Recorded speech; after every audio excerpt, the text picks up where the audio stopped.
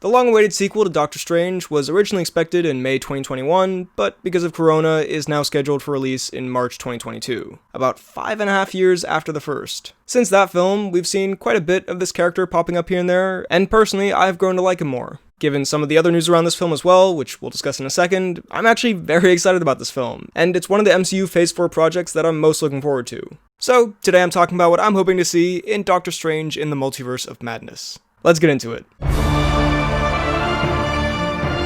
The biggest thing we've learned about this film so far is that it will be weird and scary. This is said to be the MCU's first true horror film, which is made more credible by the fact that Sam Raimi has signed on to direct. So if this is the case, I really want them to lean into that style. The title alone does suggest that this will be more weird. I mean, that is a goofy comic book title for a film, and that's the general vibe that the Phase 4 movies seem to be going in. And I kinda love that. The MCU is now an extremely trusted brand with general moviegoers. Marvel knows people are gonna show up, so they can start to be even more wild and experimental with their films. And I'm really looking forward to that. We've already seen some of it in Phase 2 and 3, and that worked very well, and I think a character like Doctor Strange is perfect for that. His first film was pretty good, I quite enjoyed it, but it was sort of standard MCU stuff. With this sequel, both visually and story-wise, it's time to go in a new, more unique direction. The official synopsis for this movie is as follows. After the events of Avengers Endgame, Dr. Stephen Strange continues his research on the Time Stone, but an old friend turned enemy puts an end to his plans and causes Strange to unleash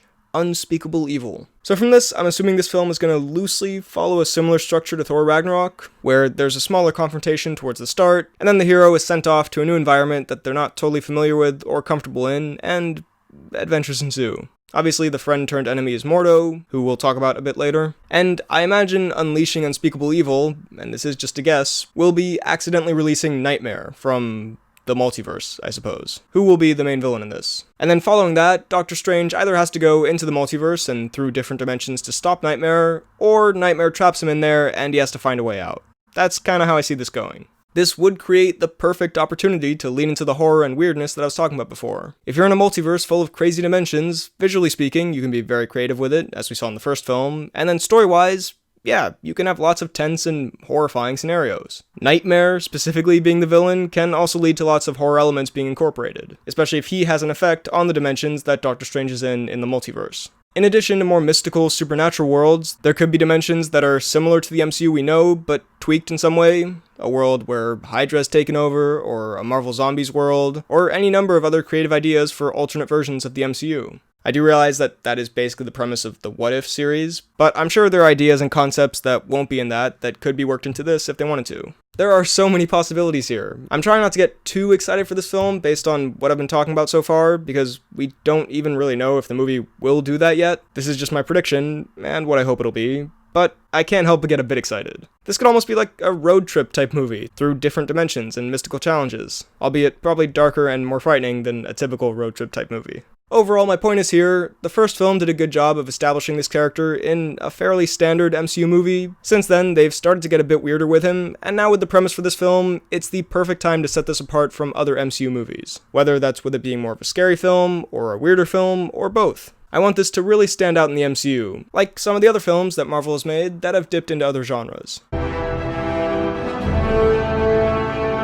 There's been a lot of talk about the MCU tie-ins that this film will have, especially since these days, most MCU movies are crossovers of some kind anyway, big or small. Solo movies are no longer really solo movies, and honestly, I think that's a great thing. The MCU has kept evolving, and now that it's such a fleshed out universe, having these crossovers between characters adds to the fun of the films, and to the connectivity of the overall universe. But first, in terms of characters simply carrying over from Doctor Strange 1, apparently Rachel McAdams is not returning, but Mordo will, if that synopsis is anything to go off of, and hopefully so will Wong. In terms of Mordo's role in this film, I think he'll be a side antagonist who will cause some problems for Strange throughout, also there to add a villain with more of a personal connection to the hero. He could also work with Nightmare, and maybe his plan from the start, based on that synopsis, is to get Strange to unleash Nightmare from some other dimension in the multiverse. Regardless, I'm looking forward to seeing him in a villainous role, as I thought his friendship with Strange wasn't that interesting, but was fine and was developed well enough that now him turning into a villain could lead to an engaging conflict between them. Now as far as Wong goes, I hope he's coming back. I think he is. I don't think it's been officially confirmed, but Benedict Wong has talked about when this movie is filming, so I'm assuming he's in it. I would love to see the Wong-Strange friendship develop more, and if this is a road trip type movie where Strange has to make his way through different crazy dimensions, having Wong go along with him would be even better and make that premise more fun and add a new dynamic to it. Maybe one that could bring a bit of levity and fun to what is otherwise supposed to be a horror film. In terms of other MCU connections, Scarlet Witch is going to be in this, and this will tie into the WandaVision show. Again, I love that they're embracing that this is a universe they've built and having these interesting crossovers. And with Phase 4, Kevin Feige has promised that the shows and movies will finally cross over. And not only that, but the shows will be as essential viewing as the movies are if you want to understand what's going on. So that leads me to believe that the WandaVision connection could be pretty significant here. I saw somewhere that there's a theory that Scarlet Witch will actually be the villain in this, and her mystical powers are being used to create this multiverse of madness situation. Maybe? But personally, I think Strange is going to find her in the multiverse, as WandaVision, I think, will involve a villain trapping her as well in different dimensions, or her mind in different dimensions, which explains all these different sitcom scenarios and how it seems they'll start to unravel. I really like this crossover of characters. Both of their mystical, somewhat magical abilities should be interesting to see meet and potentially work together, and I really enjoy what they've been doing with Wanda's character in the films. She started as quite inexperienced and being mentored to be a superhero, and she's slowly gotten more of a hang of it, and so teaming her up with one of the most experienced and powerful and, for lack of a better word, professional heroes in the MCU could help push that part of her character even further.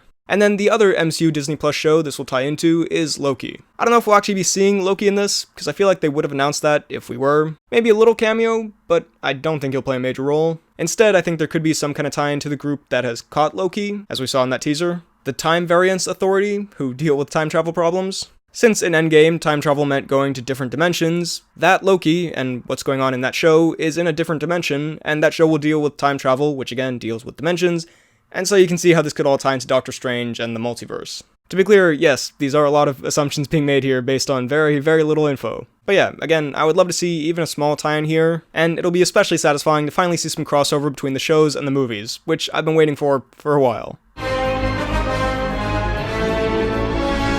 I'm really curious to see how this movie will handle Doctor Strange as a character, because so far he's appeared in 4 films, and personally, I think he works much better in the larger MCU ensemble films, or Thor where he pops in for a small part, than he does in his own solo movie. I suppose a solo origin film is how you establish his character, and how he got his powers and so on, but now that that's out of the way, and especially now that he's so powerful and seemingly so good at what he does, he works really well in a supporting role in my opinion. He seems like the adult of the team, someone who has control of the situation and knows what they're doing. Plus, he's super powerful and can hold his own in battle. And I think that works really well for this character, so I wouldn't particularly want them to backtrack on that and make him less powerful. His magical powers were also some of the best parts of the action scenes in Infinity War. So with this film, to keep the character the way they've evolved him while still keeping it interesting and having there be stakes in a solo adventure, I think they just have to ramp up his obstacles to the max. And the good thing is, in this multiverse of madness, you can do that without having another destroy the world or universe plot. These increased stakes can be more personal for the characters and can take place in other dimensions and be supernatural. I think this movie really needs to break this character down and push him to the limit for it to be satisfying when he eventually triumphs. So while still retaining most of his interesting abilities, obviously a few of them can be neutralized if they would just ruin the film, magical and mystical threats in other dimensions that he comes across can really put this character's abilities and tenacity to the test.